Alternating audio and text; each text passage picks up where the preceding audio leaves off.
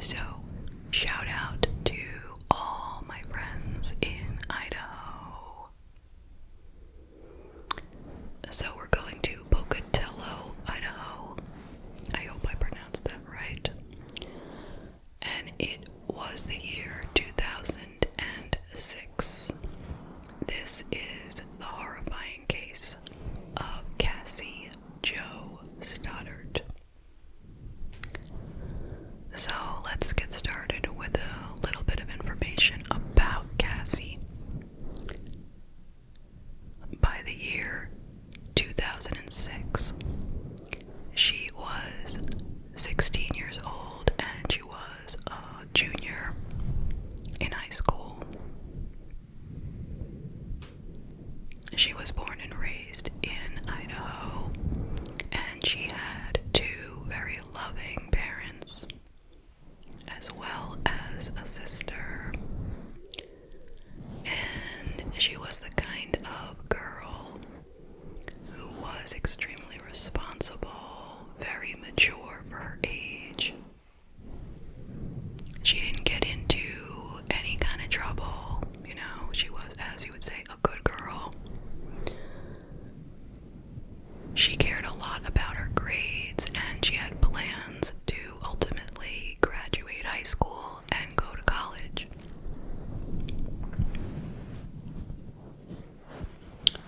So, she had an aunt who lived in a house not too far, and this aunt would sometimes ask her to house sit, and she would pay her for it. Cassie was saving up to buy herself a car, and the aunt knew that Cassie was definitely responsible enough, even at 16, to, take care of her pets. She had 2 dogs and some cats, I think. So it was September 22nd at around 5:30 when Cassie's mother dropped her off at the aunt's house. Now, where the aunt lived, it was kind of a rural section of town. There was lots of space in between the houses, very quiet kind of area. So Cassie went ahead into the house alone. All's well. And Cassie had a boyfriend named Matt. He was her same age. He was in her grade at school. And everybody liked Matt. Like, her family liked Matt. They were happy that the two of them had gotten together, because Matt seemed to be quite a gentleman, and he treated her very well. They hadn't been dating for very long at this point, maybe, I think it was like 2 months or something. But anyway, so he came over that night to hang out with her a bit, and then 2 other friends stopped by as well. Their names were Brian and Tori, and they also went to high school with Matt and Cassie. They were all juniors. They were all 16, and they were all friends. Now, a little bit of info about Brian and Tori. So, Tori's last name is Adamczyk. He was born in Idaho. Supposedly, he had never been in any kind of trouble and was considered to be a bit of a quiet guy. He had a passion for movies and filmmaking, and he and his friend Brian had just met in the spring of the previous school year, and they had plans to write a movie script together. And then there was Brian Draper, like I said, same age.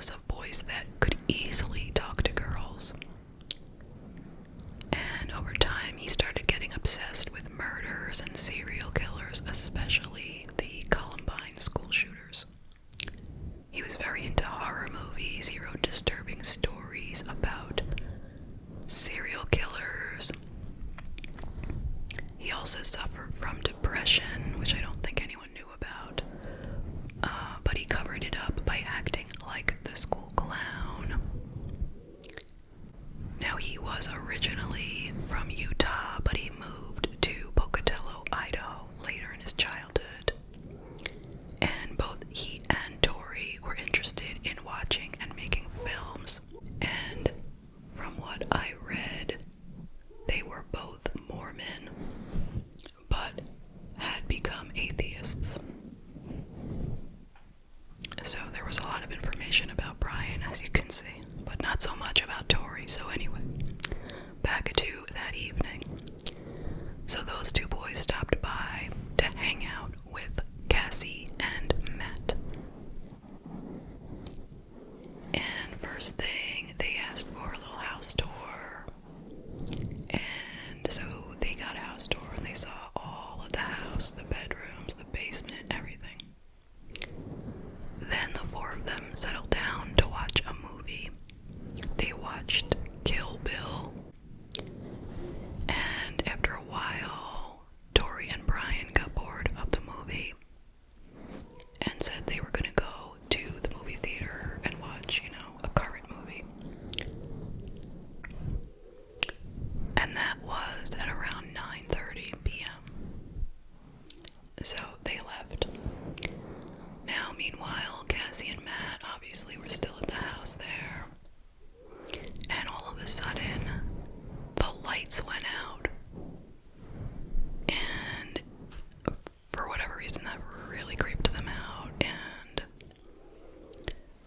Matt considered going down to the basement and checking the fuse box.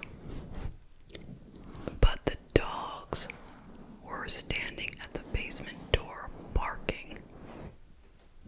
So that seemed a little scary, But it didn't matter because a few moments later, the lights just came back on. But it was enough to really spook Cassie out. So when Matt's mother showed up to pick him up, he had asked his mom if he could just sleep over there because, Cassie was nervous. But she said, no, you're too young for that. So he asked his mom, can Cassie sleep at our house? And she said, yeah, that's fine. And he said, Cassie, come sleep at my house, It's too scary here for you. But she couldn't leave because she was watching the animals. And she was too responsible for that. And her boyfriend Matt was like, come on, we'll have you back here in 8 hours, the dogs will be fine. But she wouldn't have it. So he left. And then the next day, he called Cassie to see how the night went, and there was no answer. But he didn't really think too much of it, She was probably fine. And her mom tried to call her and no answer. But same thing, her mother figured, she's fine, whatever. I don't want to bother her too much. She's a big girl, So, on Sunday, which was the 24th now remember this all started on the night of the 22nd. It was a Friday night. Okay, so now it is Sunday morning. And her aunt returns back from wherever they went. And so it was the aunt, the uncle, and their child, who was 13. So the cousin of Cassie headed into the house first, and she got the fright of her life. I don't even know if fright is the word, but she walks into the house and she sees Cassie dead in the living room. And tons of blood, as you can imagine. I get the sense she didn't know it was even Cassie, and the reason I'm saying that is because when she called the police, she was the one who called 911. I heard the recording, and she sounds like a little girl, and she's like, there is a dead, I can't remember if she said woman or girl, in our house. Like, she didn't say it was my cousin or anything, she just said, that it was a person, so I don't know why she said that, but you can imagine it might have been hard to tell who she was, because she had been stabbed 30 times.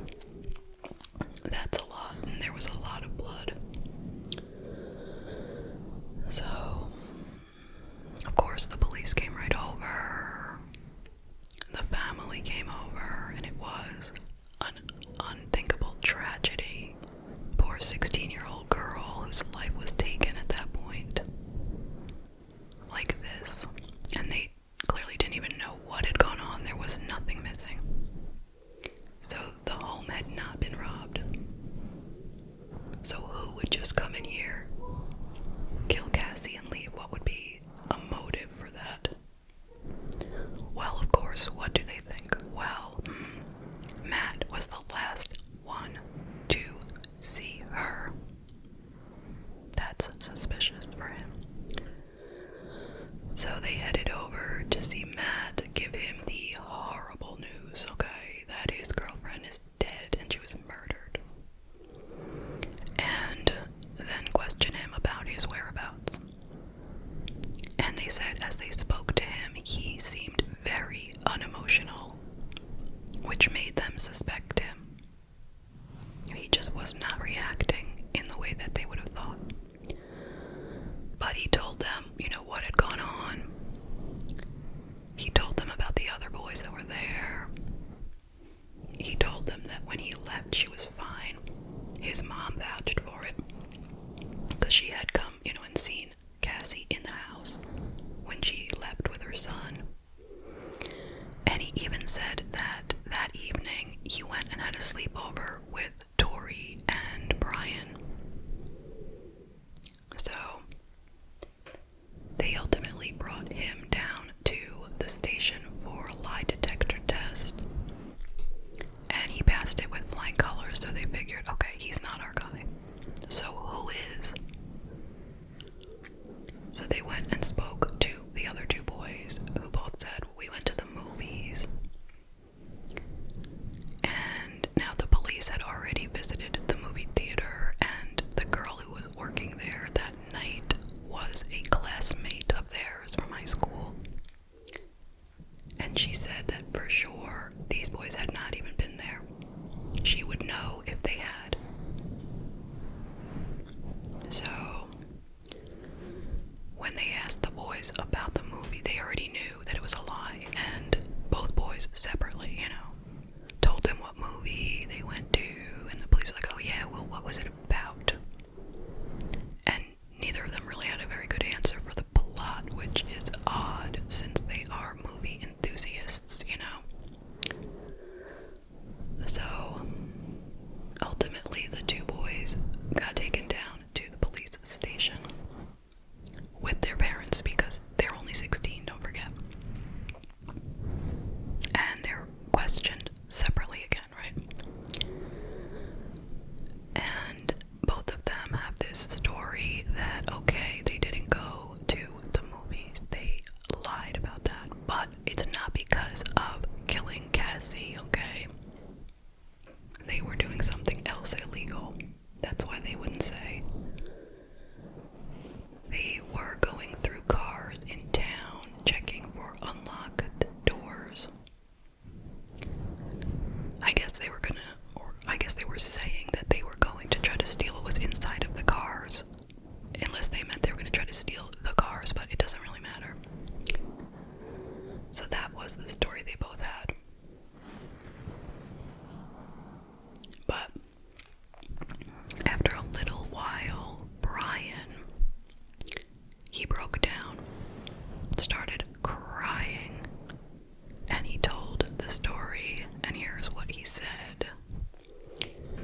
He said that after they left the house, well, while they were in the house, they unlocked the back door so they would be able to get back into the house.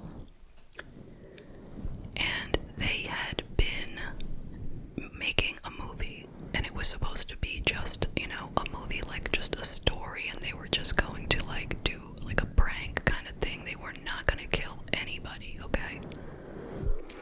So they left the house at 9:30, and then they came back a little bit later. They snuck in through the open door. They went down to the basement. Now they had put on these dark clothes at this point, and gloves, and these really scary masks, with the idea of scaring Cassie and Matt. So what they did was they shut off the lights, and started making some noise in the basement because they wanted to have Matt and Cassie come down to the basement, but it didn't work. Nobody came down, so they put the lights back on. And then they realized that Matt had left, but Cassie was still there. In fact, Matt had called them while they were in the basement to ask what they were doing that night, because I guess to him it was 10:30, it was still time to do something, I don't know, and he did ultimately sleep over at their house, one of their houses, so he had called them and they answered the phone in the basement, and they were whispering, and he assumed that they were in the movie theater, and that's why they were whispering. So anyway, so now they're in the house with just Cassie, so they try the light switching thing again, turn off the lights, and hoping she would come down. But once again, she doesn't come down. So they go up to get her. And now this is according to Brian, okay? So now they had these knives. They each had a knife that they had bought at the pawn shop not so long before this. And so they went up there with these knives. And still Brian is thinking they're just making a movie, although this part is not even filmed, so I don't know, but so anyway, they go up there and Tori starts actually stabbing her. And Brian was like, wait, what? What are you doing? And after a while, Tori, pressured him to join in and do some of the stabbing. And he felt a lot of pressure, so he said he stabbed her just, a couple times. Not very much. But that it was really Tori's idea. He was the ringleader, and that Brian had no idea they were going to kill her. And as I watched this interview, and I truly believed that. I really did. I had not yet read about Brian's history, from the past. I didn't know about his, everything I told you about him, I didn't know about that. But I watched his interview, and I said, oh no, that's terrible. I was literally believing him. Maybe he was, I don't know, okay? I don't know what's gonna wind up being true, but I'm just saying, I believed him. Meanwhile, next door, they're talking to Tori. He is just pointing the finger at Brian, and that is pretty much all he's got. He asks for a lawyer, and we don't get a lot of story from him. But Brian took it a step further, and he brought the police to where all of the evidence was thrown into a foresty area. And over there, they retrieved the knives, the masks, the gloves, some bloody clothing. And the biggest piece of evidence was a VHS tape.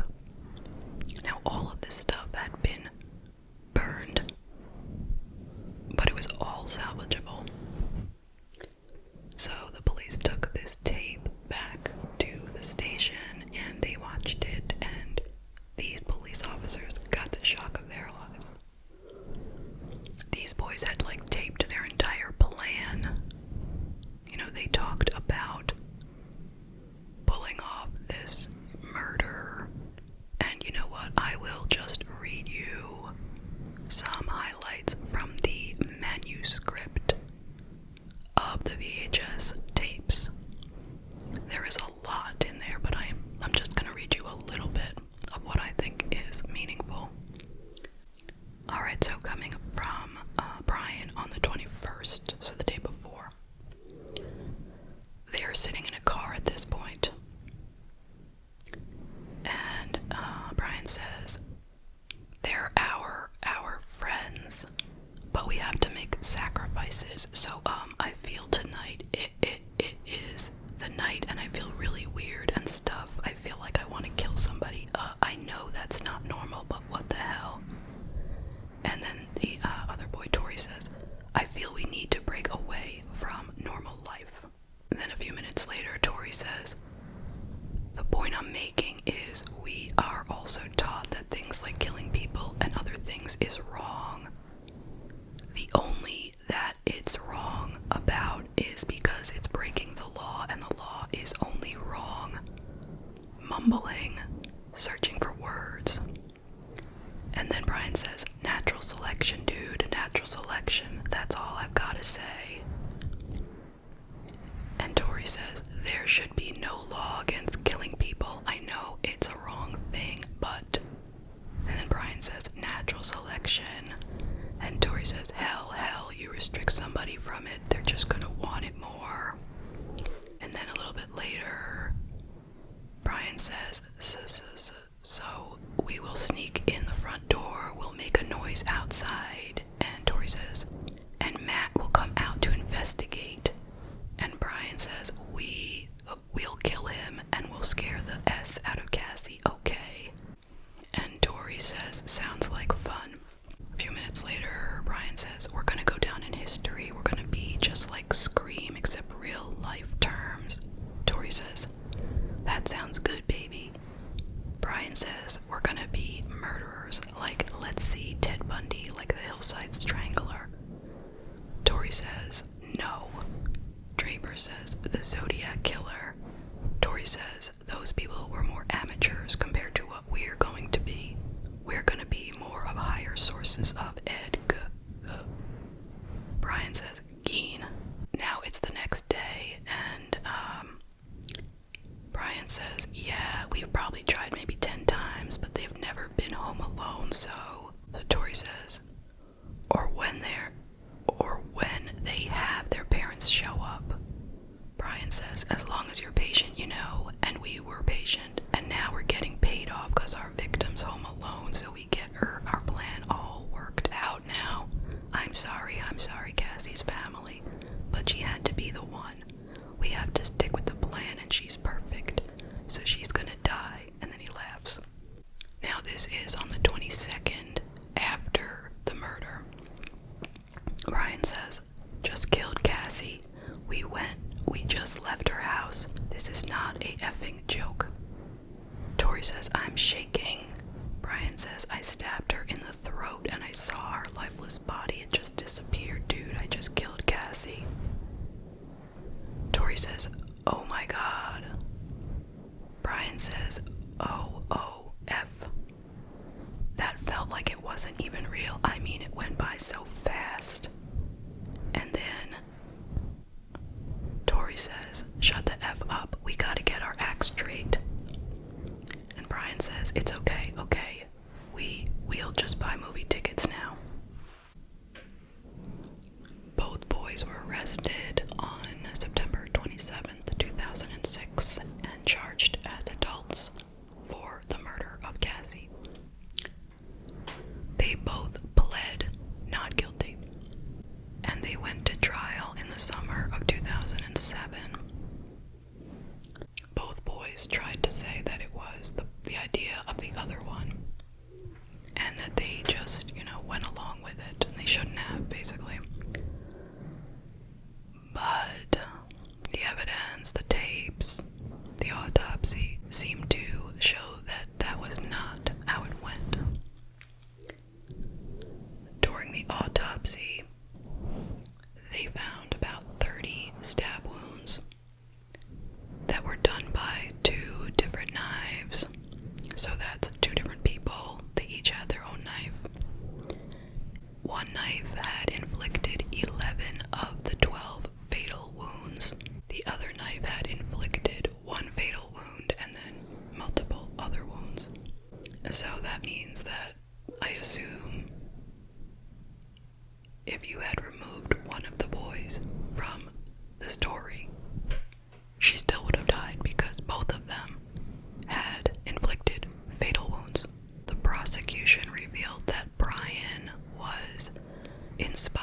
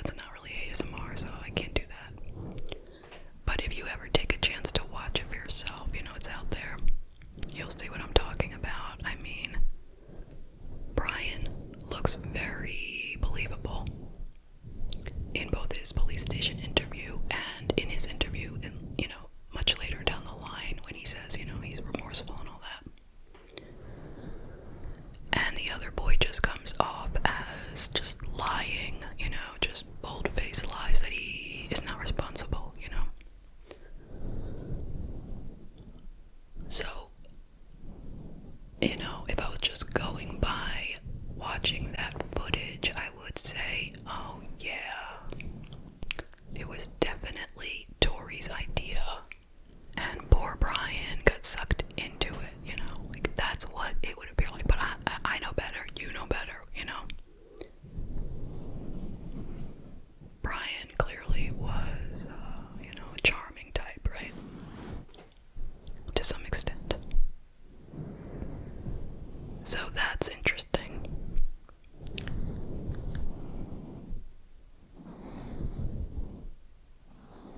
And then, of course, Brian's whole past makes you see that he probably was the ringleader, because he is the one with the history of all this violent stuff, you know.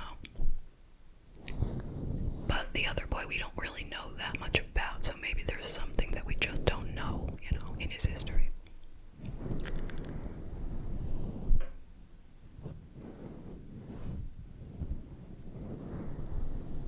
But it's just, when do we see a clear-cut case of two killers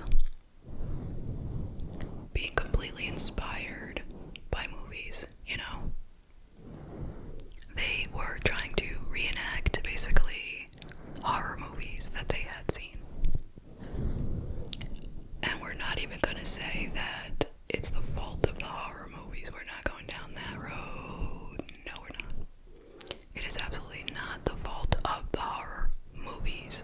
But these were the kind of kids who glorified violence, glorified serial killers, and wanted to go down in history like a serial killer. Which is just so shocking to me. Who wants to be remembered for being horrible and evil,